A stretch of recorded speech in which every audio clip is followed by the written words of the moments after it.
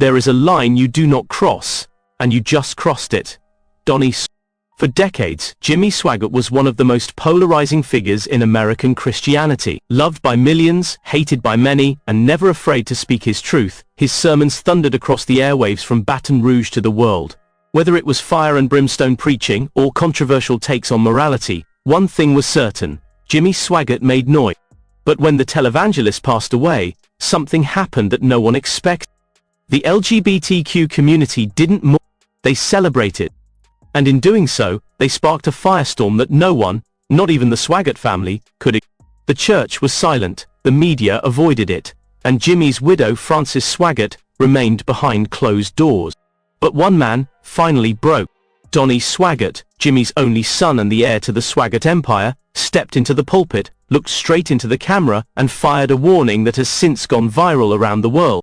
To the LGBTQ community, you've gone too far.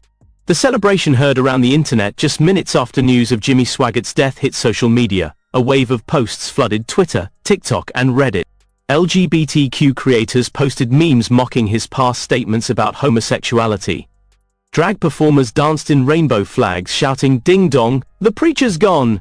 Clips of Swaggart's past anti-LGBTQ sermons were edited with pop music and glitter animations. One user wrote, "May his bigotry rot with him." Another said, "God just fixed his mistake."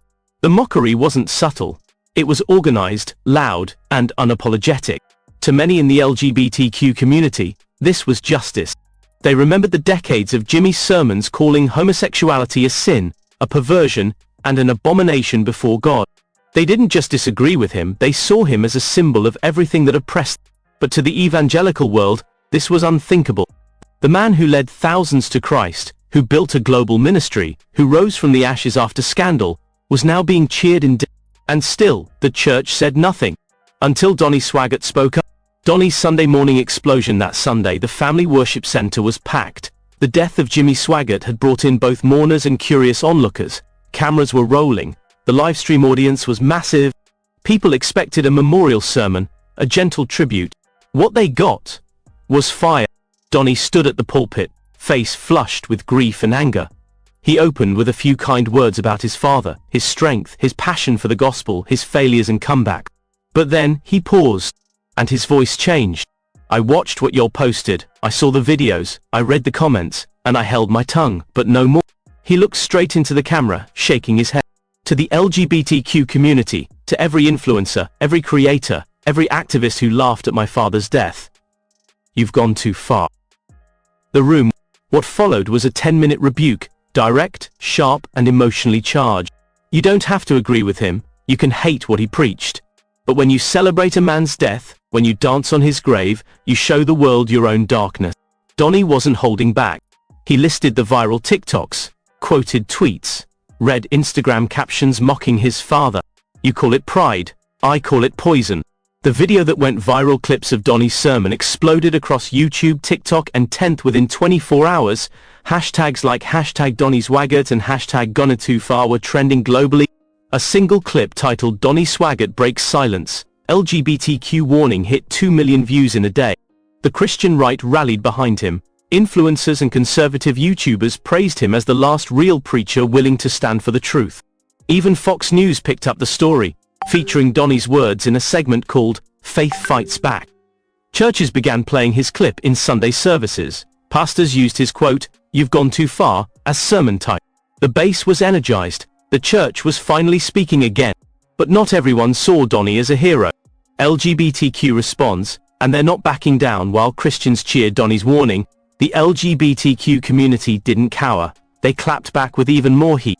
One TikTok creator posted, "Imagine being this mad because we won't mourn a bigot." Another stitched Donnie's clip with a sarcastic reaction. "If you wanted sympathy, maybe your dad shouldn't have spent 40 years calling us demonic. Just a thought." A Twitter thread titled, "Why We Celebrate" listed Jimmy Swaggart's past statements about homosexuality, accusing him of inciting real-world hate. Activists said Donnie's message wasn't about morality, it was about control. "He's not warning us, he's trying to shame us into silence. It won't work." The divide was total, the battleground was set, and Donnie had just become the face of a spiritual war that had been simmering for years. A family divided, While Donnie stood firm, many began asking, "Where is Francis Swaggart?" The longtime CO preacher, business partner and wife of Jimmy Swaggart, had always been vocal, but now, she was silent. Insiders at the family worship center leaked that Francis was not comfortable with Donnie's aggressive tone. Some even claimed she was in favor of a more grace-centered response. Others believed she was simply grieving. But the silence only made things louder. Rumors swirled. Would Francis eventually speak? Would she defend Donnie's warning, or distance herself from it? So far, no word. But one thing is certain, Donnie is now leading the charge. And he's not slowing down. A new movement begins following the viral sermon. Donnie launched a new teaching series titled, The Last Stand, Truth in a Twisted World. In this series, he tackles issues the modern church avoids. LGBTQ influence in school, drag shows for kids, gender identity in churches, progressive preachers watering down scripture, cultural wokeness invading the pulpit. Each episode is fiery, unapologetic, and bold. His words resonate with many who feel the church has grown weak. We've traded conviction for comfort, he says. We've allowed the world to mock us because we're too afraid to speak. His audience has exploded. YouTube subscribers have tripled.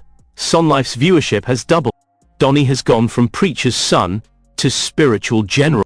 Backlash from within, but not everyone is on board. A group of local pastors released a joint statement titled Speak the Truth in Love, indirectly criticizing Donnie's tone. We understand the pain of losing a father, but the gospel must always be rooted in love, not retaliation. Some within the Swaggart ministry are reportedly nervous. One source claims donors have both increased and decreased, split along ideological. This is either going to grow the ministry or break. What's really at stake? Donnie's warning wasn't just about TikTok. It was a line in the sand. He's saying, you can hate our beliefs, you can reject our God, but when you cheer at our funerals, we will not be silent anymore. This is bigger than Jimmy's death. This is about where society is headed. Is there room for disagreement without hatred? Can you stand for truth without being silenced? And when is enough truly enough? Donnie believes we've crossed that line. And now, he's calling the church to rise. His most chilling words in a livestream days later, Donnie said something that has haunted viewers. I'm not warning the LGBTQ community because I hate them. I'm warning them because I've seen where this road leads, and it ends in darkness. He didn't explain. He didn't elaborate. But those words have echoed in churches, forums and social media ever since. What does Donnie know?